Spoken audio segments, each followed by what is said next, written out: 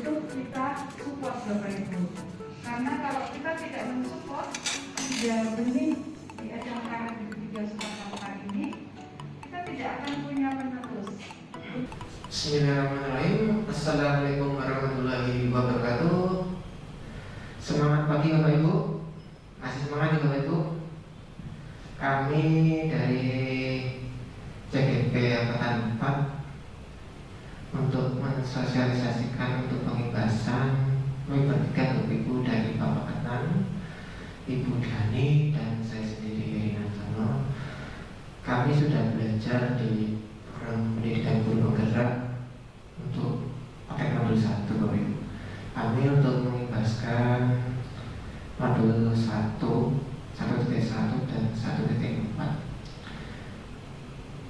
Pertama, terima kasih Bapak Ibu sudah hadir bersama kami untuk memberikan sosialisasi atau pembahasan kami guru penggerak. Masih semangat ya Bapak Ibu?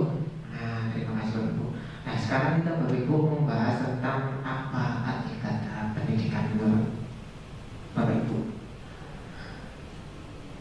Kami kemungkinan Bapak Ibu itu mendidik gitu ya, mendidik sesuai dengan hati, betul ya Bapak Ibu ya. Nah, sesuai hati yang harus dari kurikulum harus ada semuanya dilalui. Nah, betul begitu, betul begitu Bapak Ibu. Oke. Untuk pendidikan, menurut Ki Hajar Dewantara sendiri itu memberikan beberapa dasar pendidikan Bapak Ibu. Nah, di sini kita sebagai pengajar, sebagai guru itu menuntut Bapak Ibu, menuntut murid-murid kita agar sesuai kodratnya, kodrat zaman dan kodrat alam. Kodrat alam itu apa? Kodrat alam itu kodrat anak, di mana anak itu suka bermain Bapak Ibu, bersenang-senang dan merdeka. Gitu ya. Nah, di sini untuk kodratnya sendiri itu pendidikan itu ialah berpihak pada anak. Nah, berbeda bukan tabula rasa. Kita mendidik budi pekerti anak, karakter anak. Ibaratnya kita sebagai filosofi petani Bapak Ibu. Nah, filosofi petani itu kan menanam bibit, memberikan bibit, benih-benih, berikan benih. Petani, kalau kita ibaratnya petani, kalau petani itu kan padi, kan tidak mungkin tumbuh selain padi kalau kita benihnya padi begitu. Nah, anak itu ibaratnya sebagai lembaran kosong, tapi lembaran kosong itu sudah diberikan dari keluarga, sudah ditulis dari keluarga, dari ayahnya, dari ibunya. Nah, kita hanya ibaratnya memberikan menutur, memberikan budi pekerti karakternya anak sebagai karakter tingkah lakunya anak yang bagus, begitu Bapak Ibu. Sehingga filosofi petani dari diri anak sendiri, ibaratnya dari filosofi petani diri anak sendiri, silahkan nak kita bermain sambil belajar. Nah, dari situ ya Bapak Ibu, menumbuhkan diri anak itu kayak apa, sosiokultur di anak itu kayak apa. Nah, itu merekatkan jadi tingkah laku anak. Nanti kedepannya anak menjadi bebas, merdeka dan sesuai keinginannya mau mengarah kemana. Nah, kita lanjut. Dasar pendidikan. Nah, tadi kita kembali untuk menuntun nih, menuntun kalau kita kekuatan kodrat itu pada anak sendiri, yaitu agar mereka dapat mencapai keselamatan dan bahagia yang setinggi-tingginya, baik sebagai manusia maupun anggota masyarakat nih. Itu dasar pendidikan dari Ki Hajar Dewantara. Lanjut Bapak Ibu. Dasar pendidikan yang menuntut tadi Bapak Ibu, pendidikan itu hanya dapat menuntut tumbuh atau hidupnya kekuatan kodrat yang ada pada diri anak sendiri itu, agar dapat memperbaiki lakunya hidup di Bapak Ibu, laku hidupnya dan tumbuh kembangnya kekuatan kodrat anak dari diri anak sendiri. Lanjut. Di sini ada dasar-dasar pendidikan menurut Ki Hajar Dewantara, menuntut Bapak Ibu ing ngarsa sungtulodo ing madya manungkasa tut puri handayani. Ing ngarsa sungtulodo di depan memberikan teladan, ing ngarsa sungtulodo ing madya manungkasa di tengah memberikan gagasan atau ide kreativitas. Tut puri handayani di belakang kita memberikan dorongan, sehingga ketika ingat sesuatu lada ikmat zaman kosong dan berdaya lima jadi kekuatan yang utuh, selamat dan bahagia sebagai manusia dan anggota masyarakat. Lanjut. Dasar-dasar pendidikan Ki Hajar Dewantara yaitu kodrat anak merdeka. Manusia merdeka, manusia itu yang hidupnya lahir dan dan tidak tergantung kepada orang lain. Akan tetapi bersandar atau atas kekuatan sendiri.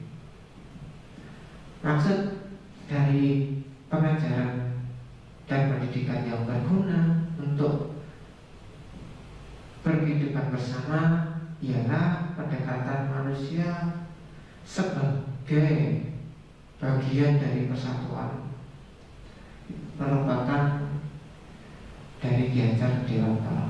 Lanjut. Dasar pendidikan Ki Hajar Dewantara kodrat anak merdeka itu merupakan sebagai pengajaran pada umumnya, memerdekakan manusia atas hidupnya lahir, sedangkan merdekanya hidup batin itu mendapat dari sebuah pendidikan. Merdeka batin dan pendidikan merdekalah dari pengajaran. Lanjut. Dasar anak itu kodrat anak bermain. Bermain merupakan salah satu kodrat anak. Bersenang-senang nih Bapak Ibu. Pikiran, perasaan, kemauan, tenaga, cita, rasa, karsa atau karya pekerti sudah ada pada diri anak. Permainan anak dapat menjadi bagian pembelajaran di sekolah. Lanjut. Di sini ada gambaran Bapak Ibu, dasar pendidikan ini bermain sebuah coklat. Itu dihitung ada matematika ya. Terus ada gobak sodor, permainannya bekerja sama. Lanjut. Pendidikan berpihak pada anak itu bebas dari segala ikatan Bapak Ibu. Bebas dari ikatan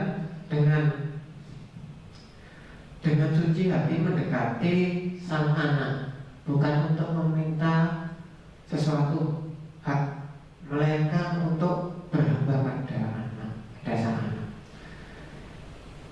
Dari pokok pendidikan itu harus terletak di dalam pengakuan ibu bapak semua, karena hanya dua orang inilah yang dapat berhamba pada sang anak dengan semurni-murninya dan seikhlas-ikhlasnya, sebab cinta kasihnya kepada anak adalah tidak boleh hilang dan boleh dibilang cinta kasih tak terbatas, hanya tak terbatas. Begitu Bapak Ibu. Kita lanjut. Dasar pendidikan Ki Hajar Dewantara kata berasa itu anak, bukan kertas kosong. Karena kalau sebelumnya bentuknya sendiri ya. Ibaratnya anak bukan kertas kosong yang bisa digambar sesuai keinginan orang dewasa dikarenakan sudah terisi. Ibaratnya kalau kita anak yang lahir dengan kekuatan kodrat yang masih sama-sama, tujuan dari pendidikan menurut Ki Dewantara itu adalah menuntun atau memfasilitasi atau membantu anak untuk menebakkan garis samar-samarnya tersebut agar dapat memperbaiki lakunya untuk menjadi manusia seutuhnya. Jadinya ibaratnya kita menuntun, memberikan pendidikan yang maksimal, dibuat anak menjadi senang sesuai kodratnya. Begitu Bapak Ibu, bukan kertas kosong. Lanjut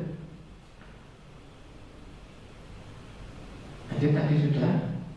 Nah, di sini adalah maksudnya bukan tabula rasa tadi ya. Pertama di eksplorasi pada tahap awal pengalaman raga, indera, imajinasi itu berada di PAUD nih Bapak Ibu, berada di PAUD.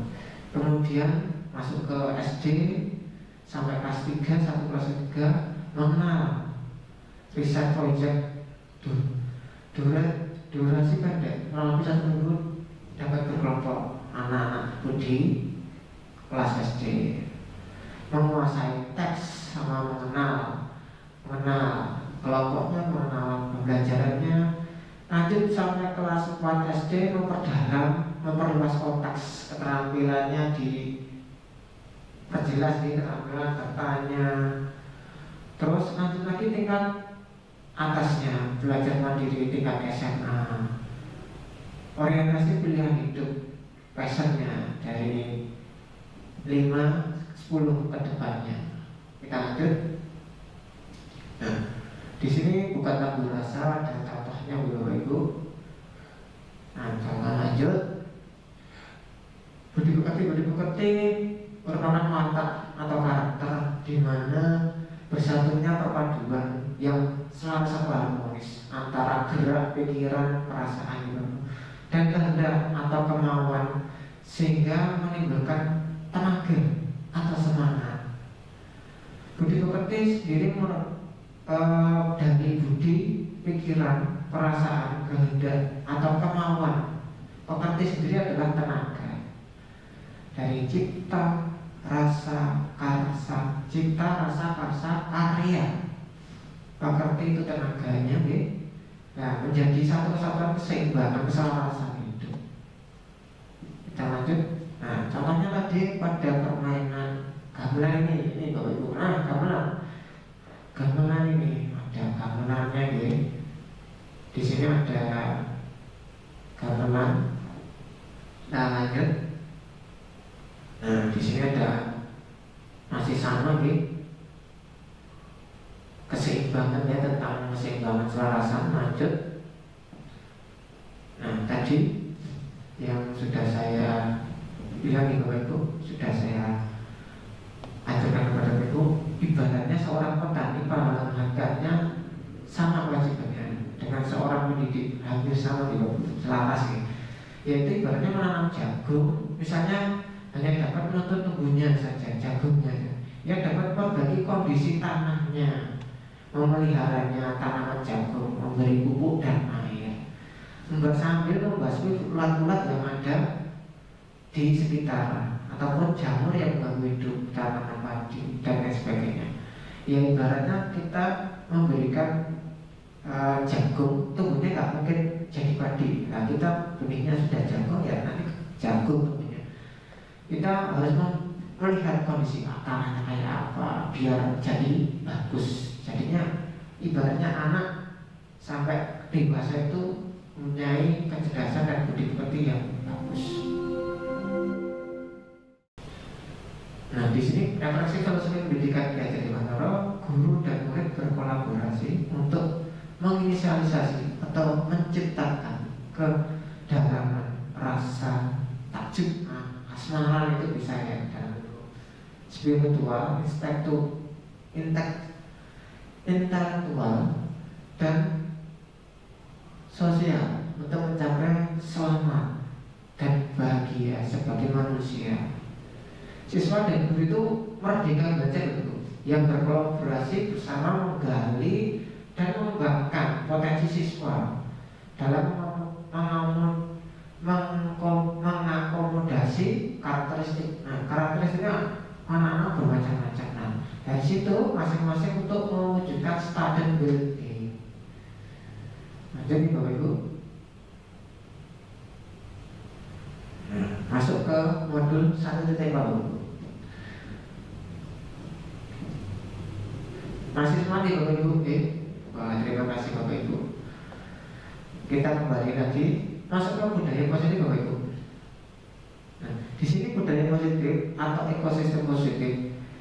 Nah, dari sini ada, kita ambil contohnya Bapak Ibu, perbandingan dengan hidup tumbuh-tumbuhan. Seorang petani dalam hakikatnya sama kewajibannya dengan seorang pendidik yang menanam padi, misalnya hanya dapat menuntut tumbuhnya padi. Ia tidak dapat memperbaiki kondisi tanah, memeliharanya. Ia dapat memperbaiki kondisi tanah, memelihara tanaman padi, memberi pupuk dan air, membasmi ulat-ulat atau jamur yang mengganggu hidup tanaman padi tersebut. Lanjut, dari positif ini belum. Nah, di sini Bapak Ibu, kita coba perubahan paradigma.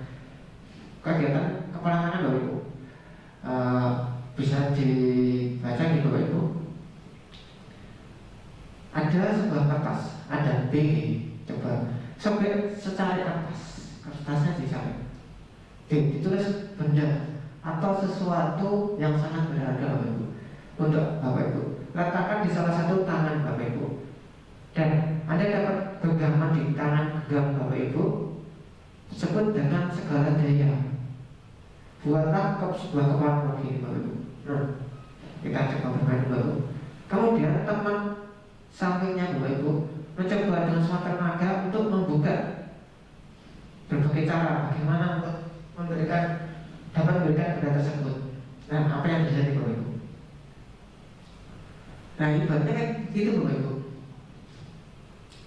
Perubahan paradigma teori kontrol dari ilusi guru mengontrol murid, ilusi bahwa kritik dan membuat orang merasa bersalah dapat memakan sebuah karakter. Ilusi bahwa semua penguatan positif efektif dan bermanfaat. Ilusi bahwa orang dewasa memiliki hak untuk memaksa. Nah, dari sini Bapak Ibu bisa dilihat seperti tadi nih Bapak Ibu. Nah, kepala nanti Bapak Ibu. Nah, bagaimana bisa mengambil benda seperti tadi. Nah, dari situ kita memberikan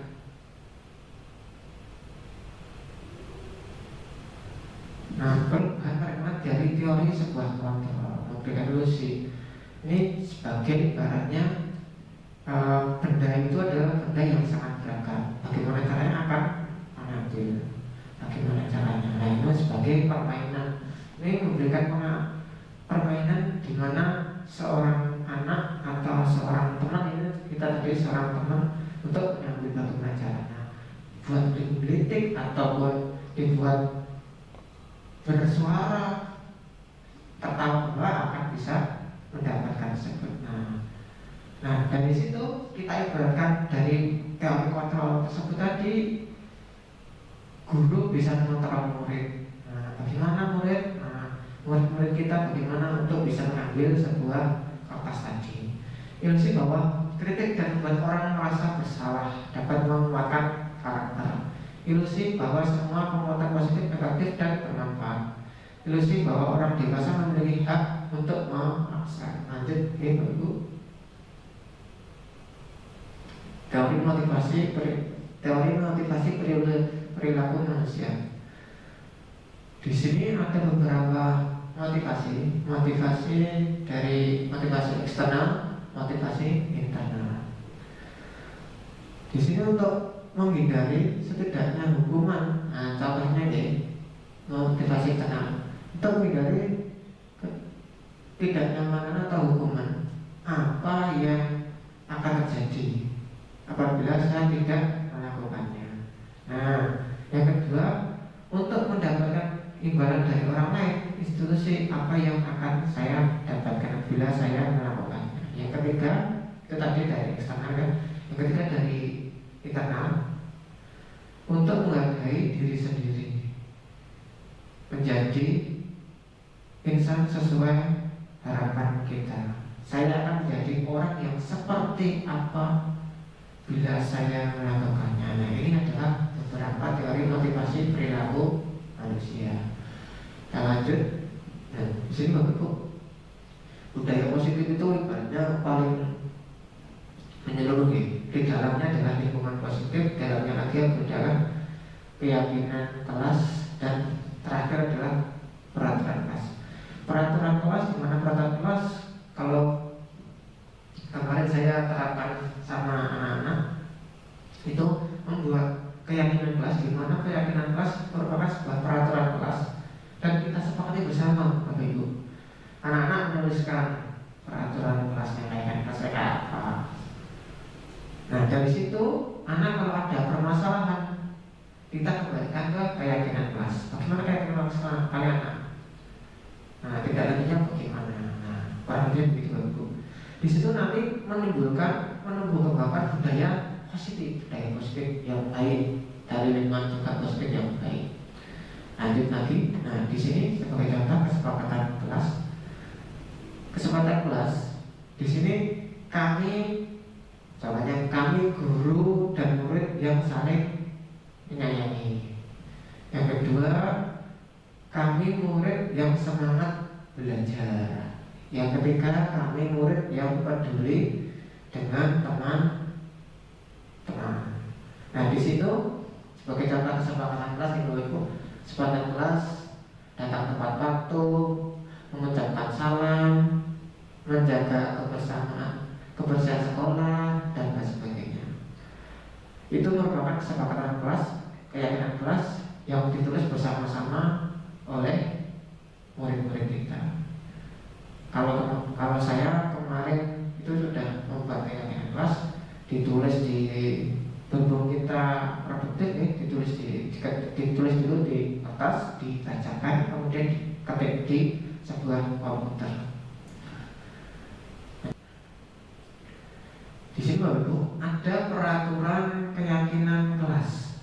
Peraturan ibaratnya terlalu peraturan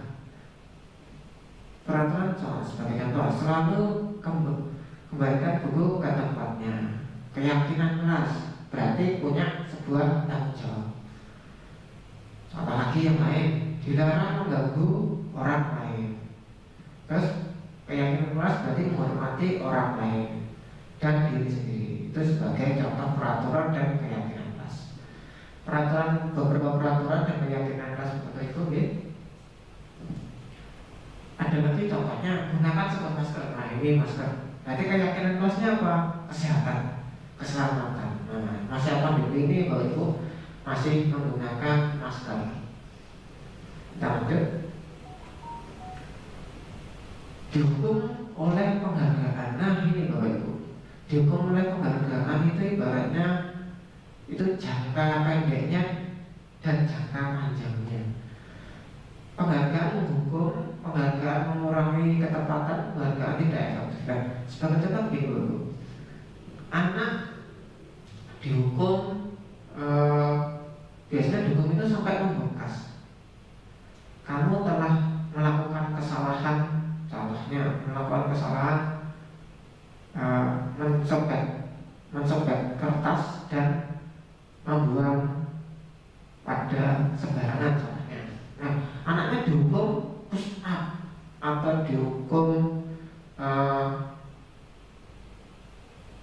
jumping atau dihukum lari lapangan. Nah, itu nanti jangka pendeknya itu anaknya dan sampai jangka pendek masih ingat, hukumannya saya waktu sekolah gara-gara membuang sampah sembarangan itu saya harus lari contohnya, atau berjalan jongkok. Nah, itu nanti membekas, tidak boleh ini Bapak Ibu. Lanjut. Nah, ini dari yang tadi kita ambil tindakan guru atau perbedaan tindakan dan hukuman. Nah, di sini contohnya tindakan guru mencatat 100 kali di dalam buku kalimat saya tidak akan terlambat lagi memberikan kalimat karena terlambat ke sekolah, ada kata-kata itu. Nah, ini merupakan hukuman loh. Nah, nanti anak mesti ingat, oh saya dulu itu suruh buat tulisan 100 kali gitu ya. Beda dengan sanksi. Sanksi contohnya mengganti kertas tugas teman yang telah dicerat-cerat. Nah, kalau sudah dicerat-cerat mengganti kertas tugas bisa. Jadi selesai, waktu itu selesai. Tidak akan membekas. Karena dia yang salah, gitu ya. Karena kertasnya dicerat-cerat. Sebagai contoh lagi, membersihkan tumpahan air di meja tulis karena tersenggol pada saat belajar. Nah, jadinya kalau kedepannya anak itu membersihkan tumpahan air, besok itu air yang dibayar tidak akan tumpah, karena ibaratnya sanksi itu jangkanya merasa dirinya itu yang salah, begitu loh Ibu. Lanjut, perbedaan hukuman dan sanksi tadi. Hukuman itu ibaratnya sesuatu yang menyakitkan harus terjadi. Nah, tadi sedangkan sanksi itu sesuatu harus terjadi. Perbedaannya tadi begitu nih.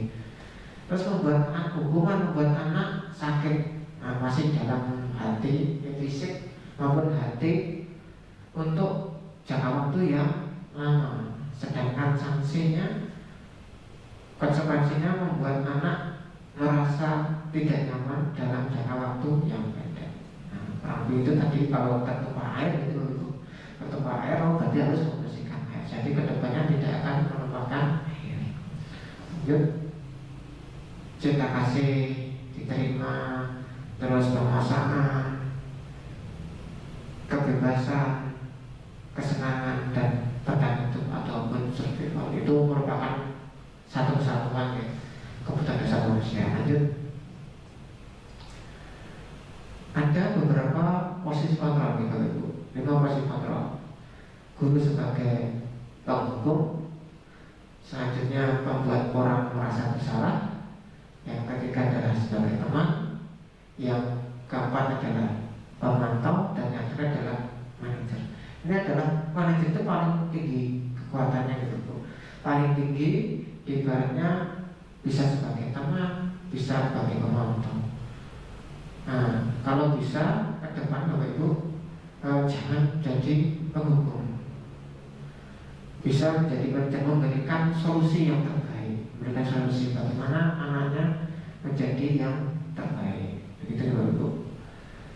Kalau ada permasalahan sebagai contoh, ada anak yang suka bermain-main di sebuah kantin dan makanannya terlempar. Nah, sambil melempar, ternyata terlemparnya bukan ke temannya, tapi ke guru ataupun contohnya sebagai guru yang lewat di situ pun. Ternyata dari situ ada bapak ibu guru yang dengar dari piket bahwa guru A itu tadi terlempar oleh anak namanya si A dan si B karena saling melempar. Nah, guru yang mendengar ini dari piket itu menghampiri karena gurunya itu paham sama si anak tersebut. Dibilangin si anak tersebut, "Nak, tadi kamu kenapa?" Nah, dia senang-senang Pak, tidak tahunya kelempar sama kena guru B itu tadi, contohnya guru B tadi. Akhirnya diberikan penjelasan bagaimana kamu dulu ada solusinya gitu. Ada solusinya bagaimana untuk bisa saling tidak ada permasalahan. Begitu. Kita lanjut. Tadi sebagai manajer. Nah, ini Bapak Ibu. Nah, pemaitannya tadi posisi kontrol itu masuk ke restitusi. Di mana restitusi ini adalah proses menciptakan kondisi bagi murid untuk memperbaiki kesalahan mereka sehingga mereka bisa kembali ke kelompok mereka. Ya, seperti tadi Ibu. Nah, tadi permasalahannya gara-gara saling melempar, nah diberikan Bapak yang datang itu tadi memberikan solusinya bagaimana, bareng-bareng cari solusi permasalahannya bagaimana, harus minta maaf, dan untuk selanjutnya tidak boleh mengulang kembali masalahnya. Oke. Lanjut. Nah, di sini ada beberapa ciri-ciri restitusi. Ada beberapa ciri-ciri restitusi ini, Bapak Ibu. Bukan untuk menebus kesalahan, namun untuk belajar dari kesalahan tersebut. Nah, seperti tadi ya. Terus berbagi hubungan, tawaran kemaksaan, restitusi menuntut untuk melihat ke dalam diri, restitusi mencari kebutuhan dasar yang mendasari tindakan, restitusi diri adalah cara yang paling baik. Selanjutnya restitusi fokus pada karakter bukan tindakan. Terus restitusi fokus pada solusi, dan terakhir adalah restitusi mengembalikan murid yang berbuat salah pada kelompoknya. Itu merupakan 9 ciri-ciri restitusi. Lanjut. Nah, di sini Bapak Ibu ada beberapa segitiga restitusi. Di sini yang pertama adalah seperti tadi nih Bapak Ibu. Ada contohnya tadi, menanyakan keyakinan. Keyakinanmu gimana nak? Keyakinan kelasnya. Saling menghormati, saling menghargai. Boleh sih senang-senang, tapi juga menghargai orang lain ya. Terus menstabilkan identitasnya. Udah nak, Bapak di sini tidak, contohnya tadi kita lanjut yang tadi, contohnya Bapak tidak mau mencari kesalahan kamu, tapi bagaimana kita mencari solusi agar kamu tidak terlalu banyak masalah, bareng-bareng mencari solusi. Nah, yang terakhir adalah validasi tindakan yang salah. Kamu tentu punya alasan yang mengapa itu. Nah, adakah cara yang lebih efektif untuk mendapatkan apa yang kamu butuhkan? Nah, begitu Bapak Ibu. Ini merupakan segitiga restitusi yang wajib kita perlu ketahui nih Bapak Ibu. Untuk budaya positif sampai segitiga restitusi kami sudah selesai. Apabila saya dalam memberikan sosialisasi banyak yang salah, mohon dimaafkan. Terima kasih. Assalamualaikum warahmatullahi wabarakatuh. Terima kasih Bapak Ibu.